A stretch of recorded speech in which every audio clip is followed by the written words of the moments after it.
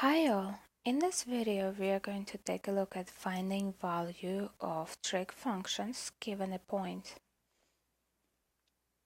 In this problem we have to find the exact value of all 6 trigonometric functions given the point of -1, 2. One way of doing this problem is to draw a reference triangle on x and y axes by first plotting the points. So our point would be here, -1, 2.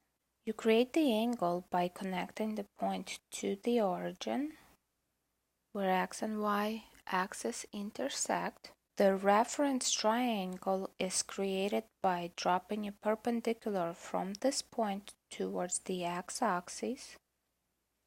So here's our perpendicular, and the angle inside of the triangle that you will be solving the trig functions for is also with the x-axis, so it's here. So let's label the sides. This side represents the y value, which was 2. Now horizontal side, this one, represents the x value, which is -1. In order to find trig functions, we also need a hypotenuse, which can be found using Pythagorean theorem, c squared equals 2a squared plus b squared. C is the hypotenuse that we are solving for, so c squared equals 2, one side squared, let's do -1 squared, plus the other one, 2 squared, so we get c squared equals 2. -1 times -1, we get +1, plus 2 times 2, 4. C squared is 5, and we are solving for c, so square root on both sides, and we get c is equal to square root of 5. So we get radical 5 to be our hypotenuse. Now we can use definitions for sine, cosine, and tangent to find our trigonometric functions. Sine of theta is opposite over hypotenuse. In this case, it will be opposite side from the angle is 2 divided by hypotenuse is square root of 5. Once you have sine of theta, you have the reciprocal of sine, which is cosecant theta. We just need to flip this fraction. So we have radical 5 out of 2. And let's rationalize sine of theta now. So radical 5 on top and the bottom. And we get sine of theta is equal to 2 radical 5 out of 5.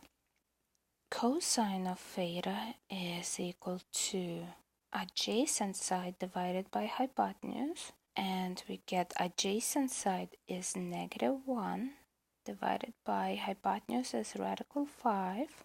Once you have this, you also have the reciprocal, which is secant theta, and it is negative radical 5 divided by 1, which gives us negative radical 5. Let's rationalize cosine by multiplying top and bottom by square root of 5. So square root of 5, square root of 5, and we get cosine theta is equal to negative square root of 5 divided by 5. Tangent of theta is equal to opposite side divided by adjacent. So opposite side to the theta is 2 divided by adjacent side is -1. Once you have tangent, you have cotangent, which is just a reciprocal, -1 divided by 2. Let's simplify fraction for tangent. Tangent of theta is equal to 2 divided by -1. We have -2. So there is another way of doing exactly the same problem with just the coordinate. For this, you just need to calculate r, which is a distance from the point to the origin. So if our point is -1, 2, r would be equal to square root of -1 squared plus 2 squared, and this will give us r is equal to square root of 5. Using these formulas is a lot faster than using the previous way.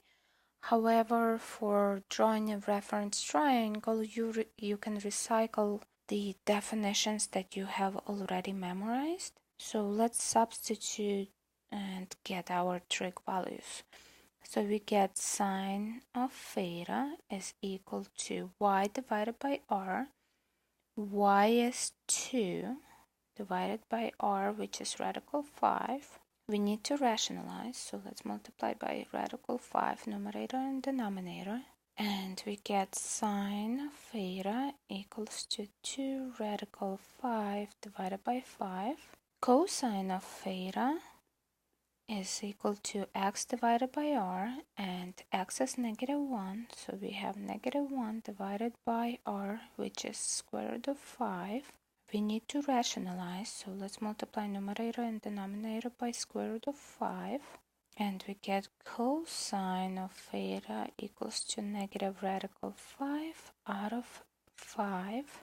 Tangent theta is y divided by x, so tangent theta is y is 2, x is -1, so tangent theta simplifies into -2.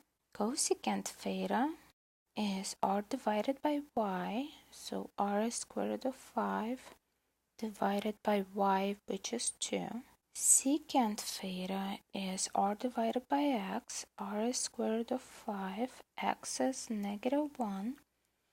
So secant theta simplifies into negative square root of 5. Cotangent theta is x divided by y. X is -1, y is 2. That's all.